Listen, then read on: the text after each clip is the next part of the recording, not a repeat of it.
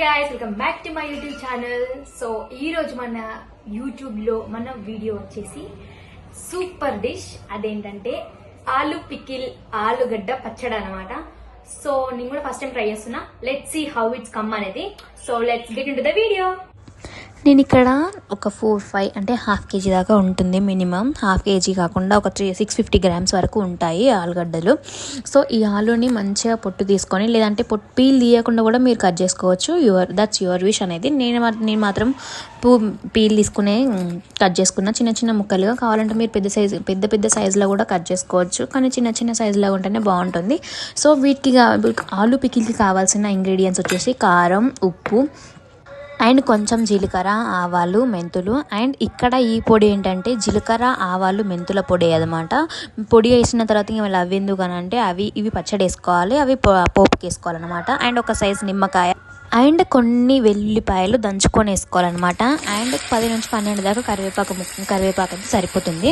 And మనం ఇక్కడ ఆలు వేయించుకోవాలన్నమాట. ఆలు కొంచెం బ్రౌన్ షేడ్ వచ్చే వరకు కొంచెం నార్మల్గా ఉడికేంత వరకు వేయించుకోవాలి. కొంచెం సాల్ట్ వేస్తే అది తొందరగా కుక్ అవుతుంది. అండ్ ఆలు కూడా ఉడికేటప్పుడు ముక్కలకి మంచిగా పోతుందన్నమాట.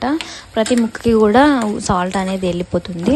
సో దెన్ మనకప్పుడు సాల్ట్ అది వెళ్ళిపోయినప్పుడు మనకి చప్పగా అనిపించదు అనమాట. చప్పగా కొంచెం అనిపించదు అనమాట. సో ఆలు కొంచెం తగినంత, మీరు డీప్ ఫ్రై ఎట్లా చేసుకుంటారో అంత ఆయిల్ వేసుకొని, నేనైతే కొంచెం వేసుకున్నా. ఆయిల్కి మళ్ళీ ఒకవేళ మిగిలినా సరే అది పోపులోకి వేసుకోవచ్చు. ఇది సేమ్ ఆవకాయ పికిల్లానే ఉంటుందండి. డెఫినెట్గా ట్రై చేయండి. చాలా అంటే చాలా బాగుంటుంది పికిల్. చాలా ఏదైనా మనకి కర్రీస్ లేనప్పుడు కూడా యూజ్ అవుతుంది. పికిల్స్ అంటేనే కర్రీస్ ఏం లేనప్పుడు వేసుకోవడం కదా. సో ఇది చాలా అంటే చాలా బాగుంటుంది. అండ్ ఉడుకుతుంది కదా ఇక్కడ ఆలు అనేది కొంచెం మంచిగా క్రిస్పీగా వస్తుంది అనమాట. అక్కడ నేను అక్కడ స్టీల్ బౌల్ యూజ్ చేశాను కాబట్టి కొంచెం ఆయిల్ అనేది ఆ స్టీల్ బౌల్ వచ్చేసి మీకు మాడిపోయినట్టుగా అనిపిస్తుంది కదా. సో అదేం మాడిపోలేదు అనమాట. కొంచెం మనకి ఆ బాయిల్ అయ్యేటప్పుడు అది అంత మాడిపోయినట్టుగా అనిపిస్తుంది కానీ మాడిపోదు. అండ్ ఇక్కడ మనకి అదే ఆయిల్, మనం ఏదైతే ఆయిల్లో ఆలు ఫ్రై చేసుకున్నామో అదే ఆయిల్ కొంచెం మిగిలిపోయింది కదా. డీప్ ఫ్రై చేసినాక ఆయిల్ మిగిలినదే మనం ఈ పోపులో యూజ్ చేస్తున్నాం అనమాట. నాకైతే అంతే మిగిలింది ఆయిల్. సో ఆ ఆయిల్లోనే కరివేపాకు, మనం జీలకర్ర, మెంతులు, ఇంకా ఆవాలు తీసుకున్నాం కదా అవి కూడా. అండ్ కొంచెం కచ్చపచ్చగా దంచుకున్న వెల్లుల్లి రెబ్బలు కూడా వేసుకున్నాము. అండ్ ఇక్కడ మొత్తం వేయించిన ఆలు మొత్తం చల్లారిన తర్వాత 2 టేబుల్ స్పూన్ కారం, మీరు ఏ కారం అయితే యూజ్ చేస్తున్నారో ఆ కారం యూజ్ చేయండి. అండ్ ఇక్కడ జీలకర్ర, ఆవాలు, మెంతుల పొడి కూడా వేసిన అనమాట.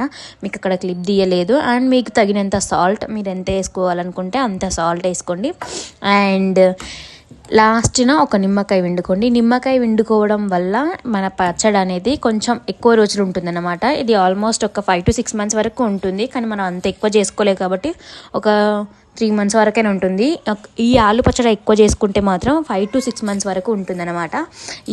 ఇట్లా చేసుకుంటే చూడండి ఎంత క్రిస్పీగా మంచి స్మెల్ తోటి సేమ్ మామిడికాయ పచ్చడి లాగానే ఉంటుంది అనమాట. మామిడికాయ పికిల్ మనం సమ్మర్లో పెట్టుకుంటాం కదా, సో అట్లా అన్నమాట. అండ్ ఇక్కడ మనము ఏదైతే డీప్ ఫ్రై చేసుకున్నామో ఆ ఆయిల్నే, మీకు ఎంతమందికి ఇష్టం కూర వండిన దాంట్లోనే గిన్నె ఉడుచుకోవడం అనేది, నాకైతే చాలా అంటే చాలా ఇష్టం. అందులోనే టేస్ట్ మంచిగా వస్తుంది.